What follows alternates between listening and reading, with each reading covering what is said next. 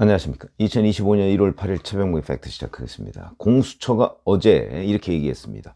공조본이 피의자 윤석열에 대해 재청구한 체포영장이 금일 오후 발부됐다, 이렇게 얘기했거든요. 그러니까 어제 오후 저녁 무렵에 발부가 된 것으로 보입니다.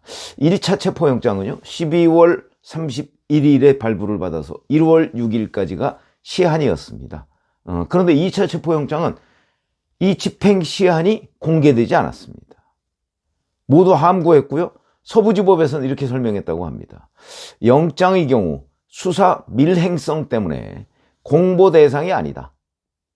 그러니까 일반 국민들한테 알릴 대상이 아니다, 뭐 이런 겁니다.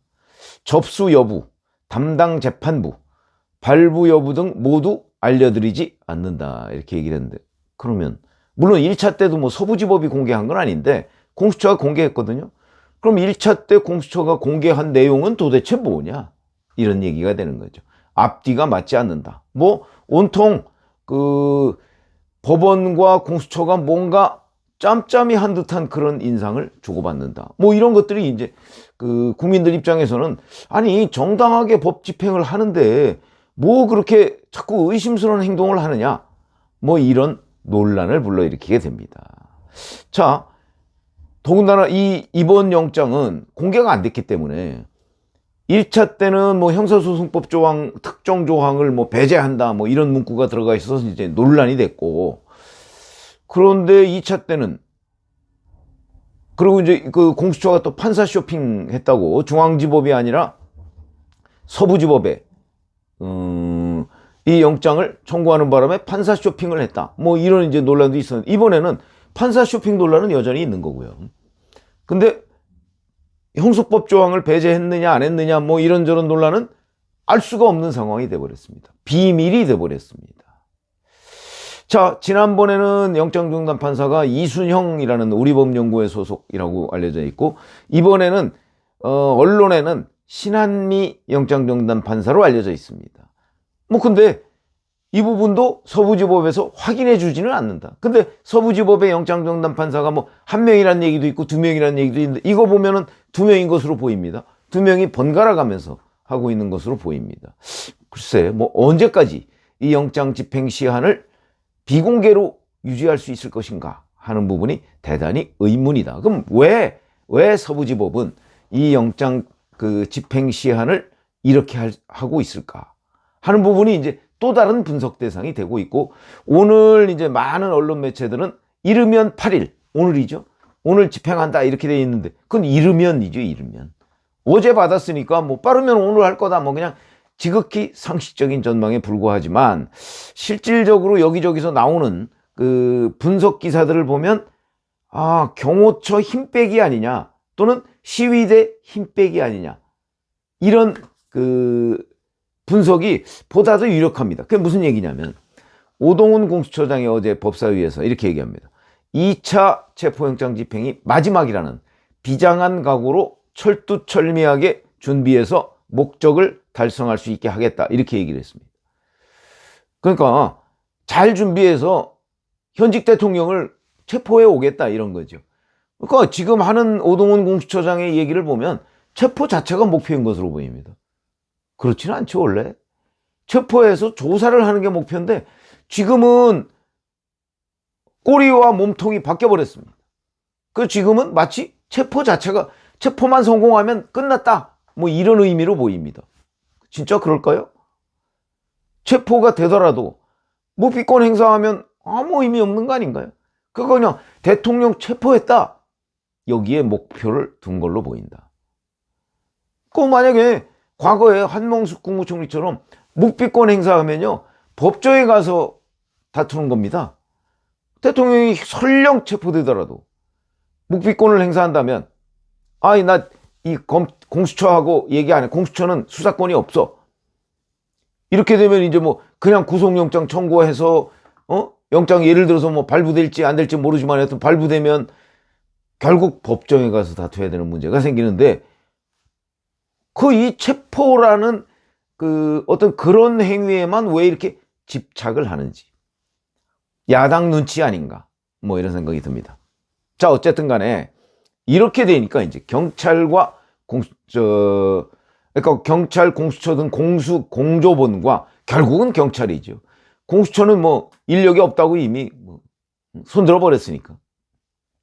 결국은 경찰이 얼마나 지원을 해서 이제 효과적으로 경호처를 제압하느냐, 이 싸움이 됐습니다. 그러니까 경찰이 아마 이번에는 경찰 특공대를 투입할 모양입니다. 그러면 경호처는 경호처 자체가 거의 특공대입니다.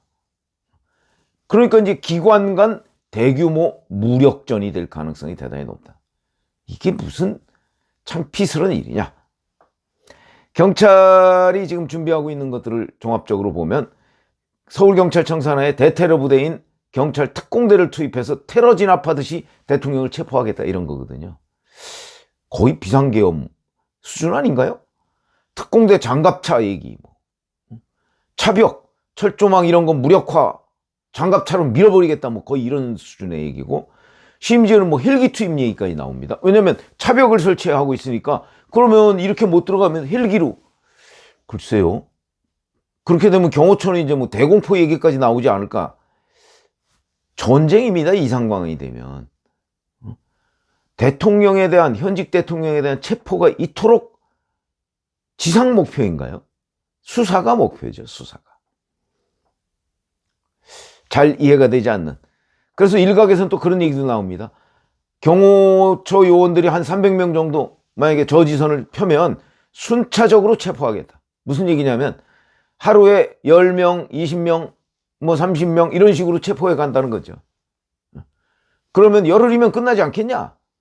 한 20일이면 끝나지 않겠냐? 아마 이래서 체포영장 시한을 비공개하는 것 아니냐? 언제 끝날지 모르니까. 뭐 이런 의심까지 언론에 등장하고 있습니다. 거의 인해전술 수준이다. 뭐 이런 거죠. 그러면 경호처는 경찰의 이런 온갖 계획에 대해서 그러면 아무런 대책 없이 손 놓고 있느냐? 또 그건 아닐 걸로 보입니다. 지금 나오는 얘기는 한남동 관저 입구, 외벽 등의 지름 50cm 내지 60cm가량의 날카로운 원형 철조망을 새로 설치했다고 합니다. 이건 무슨 휴전선하고 똑같습니다. 글쎄 거기에 뭐 전기장치 같은 거 하면 손도 못 대게 되는 거죠. 뭐 그렇게 될지 어떨지 모르지만 여하튼 원형 철조망을 설치했다. 그 다음에 관저 정문에는 차벽, 그러니까 차로 막는다 이런 뜻이죠. 버스 한 대, 그 안쪽에 3대 이상 철옹성 요새를 만들었다. 각종 화기, 장갑차, 거의 비상계엄을 방불케 하는 대치사태. 이렇게 되면 본격적인 작전에 들어갈 경우에는 정말 경찰 특공대가 경호처 요원들을 차례로 체포하겠다고 나서면 경호처 요원들이 순순히 체포가 되겠습니까? 그렇게 되면 이제 경호처에서도 지금 특사경을 동원해가지고 특별사법경찰관을 동원해서 이 체포하려는 경찰을 또 체포하겠다. 이런 얘기까지 나오고 있거든요. 이렇게 맞붙으면 작전이 군사작전이 되는 거죠. 이 군사작전은 유혈사태가 벌어질 수도 있습니다. 그러니까 어제 국회 법사위에서 민주당 이성윤 의원은 총을 맞더라도 라는 표현을 썼습니다. 그러니까 또 오동훈 공수처장이 유념하겠다고 얘기했습니다. 법을 다룬다는 사람들이 총을 맞더라도 영장을 집행해라? 우스운 일이죠. 이 사람들은 법을 다루는 사람들이 아닌 걸로 보입니다. 그러면 누구의 앞잡이인가? 뭐 이런 의심이 들 정도로 정말 이 분별 없는 사람들이다. 양쪽 다 저는 그런 생각이 듭니다. 이게 체포영장 집행해봤자 묵비권 행사하면 의미 없습니다. 근데 체포 자체를 무슨 퍼포먼스인 듯이 그렇게 지금 생각하는 것 같고, 영장 집행 시한을 비공개하고, 이게 이제 사실상 영장을 비공개하는 셈인데, 뭐 그게 법률적으로는 가능하다고는 하지만 정말 그런 건가? 만약에 이런 사태가 되면요, 윤석열 대통령 오늘 어느 보도에 보니까 설날 직전인 23일 헌재에 직접 출석해서 본인의 변론을 하는 방안을 검토 중이다 이렇게 얘기를 하는데, 이런 상황이 되면요, 헌재 출석 못할 가능성도 있습니다. 왜? 관절 나서는 순간 경찰이 체포하려고 할 텐데요. 그러면 경호처의 이 막강 저지선이 없는 상태가 되지 않습니까? 그러면 또 차량으로 뭐 그냥 그 현장을 이탈하지 않을까? 거의 전쟁 수준이죠. 이렇게 되면. 이런 상황이 이게 왜 그렇게 중요한가? 조사가 중요하지.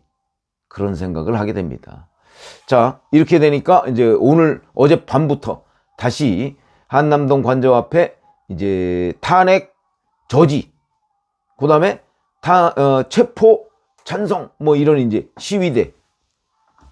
시위대가 다시 모이기 시작했다고 합니다.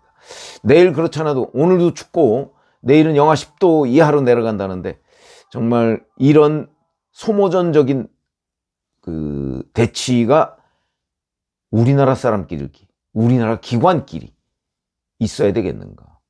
말로는 안 되는가? 말로 안 되면 물리력을 동원한다는 것보다는 법 절차에 따라서 진행하면 되는 거죠. 도저히 영장 집행을 할 상황이 아니다 그러면 그 다음 수순으로 넘어가면 되는 거 아닌가요? 왜 체포에 목숨을 건 듯한 이런 수사기관이 어디 있습니까, 세상에? 법대로 하면 되죠. 체포에 불응하면 그 다음에 뭐 구속영장 치든가, 거기에도 집행에 불응하면 재판으로 넘기면 되는 거죠. 그게 과거에 2008년에 김민석 의원은 그렇게 했습니다. 그렇게 못하고 물리적으로 제압하겠다는 거는, 이거는 법률적 사고방식은 아닌 걸로 보인다. 그래서 지금 법률의 영역을 뛰어넘었다라는 생각이 듭니다. 고맙습니다.